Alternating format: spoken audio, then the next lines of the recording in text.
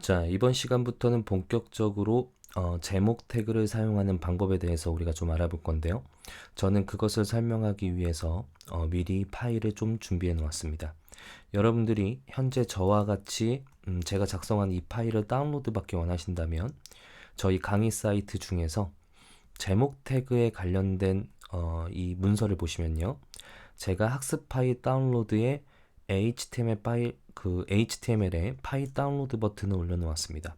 자, 이것을 클릭하면 제가 미리 준비해 놓은 문서를 다운로드 받을 수 있습니다. 자, 그럼 본격적으로 제목 태그에 대해서 좀 설명을 드리도록 할게요.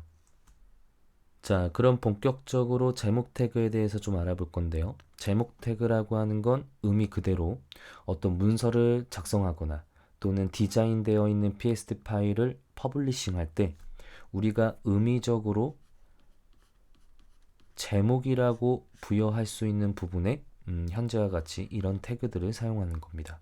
자, 그런데 제가 먼저 제목 태그에 대한 규칙을 좀 몇 가지 말씀을 드릴게요.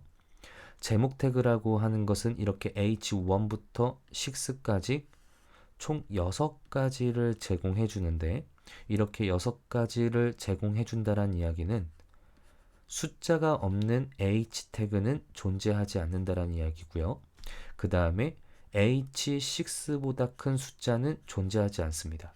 즉 이렇게 H7이나 8같이 이런 태그들은 없는 태그예요.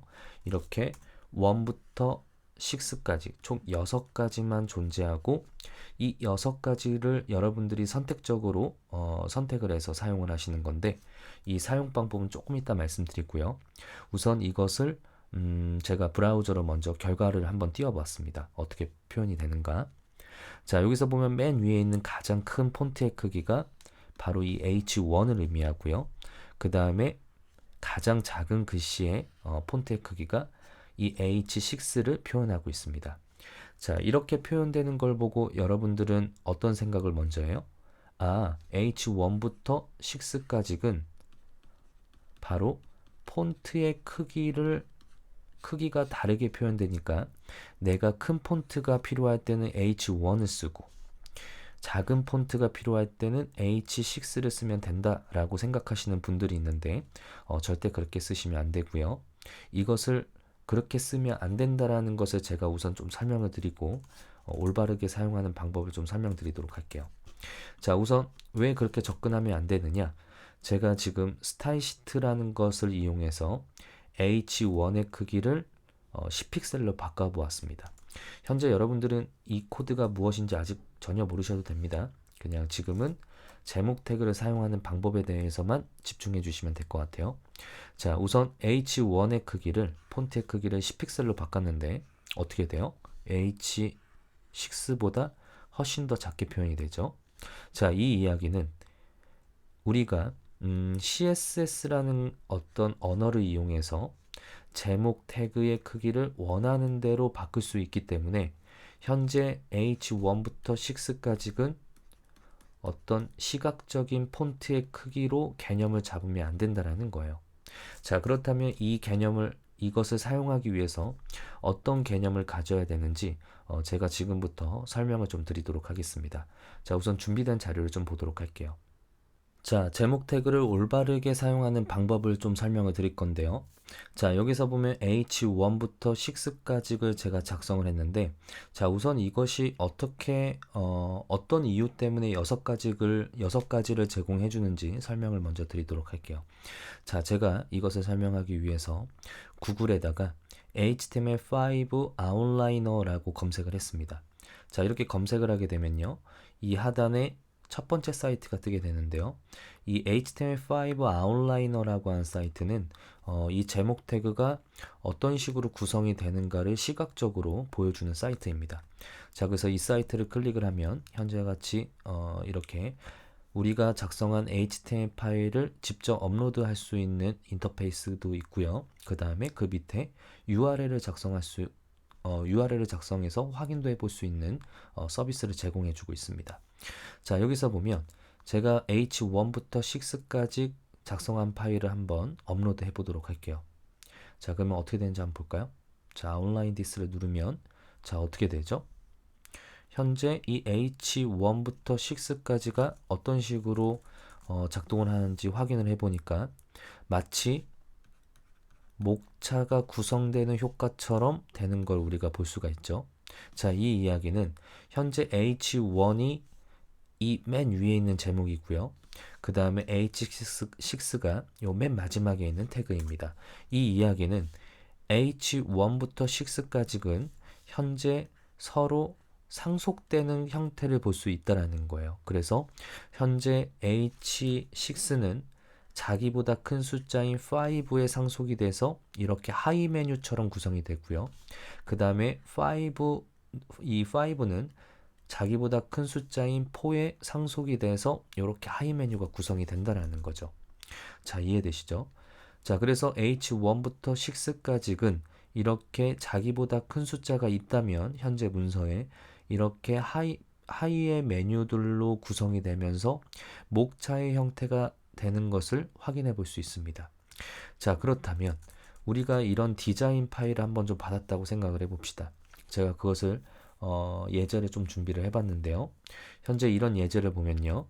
우리가 의미적으로 제목이라고 이야기할 수 있는 부분들이 어떤 부분이죠? 바로 이런 부분, 우먼 러닝이라고 하는 부분과 또는 나이키 플렉스 런이라고 하는 이런 부분들, 또는 놀라운 유연성을 경험하다라는 글씨나 제품의 특징들, 그 다음에 하단에 좀 더 보면 추천하는 상품들이나 그것에 해당되는 하이에 이런 제목들을 우리는 의미적으로 제목이라고 부여를 합니다.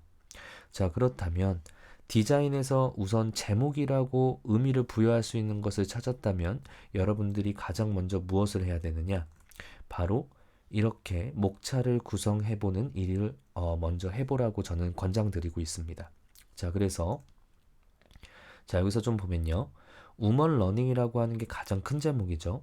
그리고 나이키 플렉스 런이라고 하는 건 우먼 러닝이라고 하는 하이 제목 정도로 우리가 이해를 할 수 있습니다. 자, 그리고 놀라운 유연성을 경험하다라는 문구와 제품의 특징은 어디에 상속되는 제목인가요? 바로 나이키 플렉스 런이라고 하는 제목에 상속되는 하이 제목들로 우리가 이해를 할 수가 있죠. 자, 그리고 추천하는 상품이라고 하는 것도 우리가 제목이라고 이야기할 수 있는데요. 저는 이 추천하는 상품을 나이키 플렉스 런과 같은 힘을 지니고 있는 제목 정도로 생각을 했습니다. 그래서 이렇게 같이 나열을 했고요. 그 다음에 이 하위에 있는 제목들은 당연히 추천하는 상품의 하위 제목들이 되겠죠. 자, 이런 식으로 디자인 파일을 받아보면 여러분들이 먼저 이렇게 목차를 구성하고 목차를 구성한 거에 따라서 제목 태그를 나열하시면 되는데요. 자, 그럼 한번 나열을 해볼까요? 자, 우선 가장 큰 제목인 우먼 러닝을 저는 H1으로 작성을 했고요. 그 다음에 나이키 플렉스 런은 이 우먼 러닝의 하이 제목이니까 그거보다 작은 숫자인 H2로 작성을 하였습니다. 자, 그 다음에 놀라운 우연성을 경험하다라는 글씨와 제품의 특징은 각각 H3 태그로 작성을 하게 되면요. 이 H3는 자기보다 큰 숫자인 H2에 상속이 되는 거죠.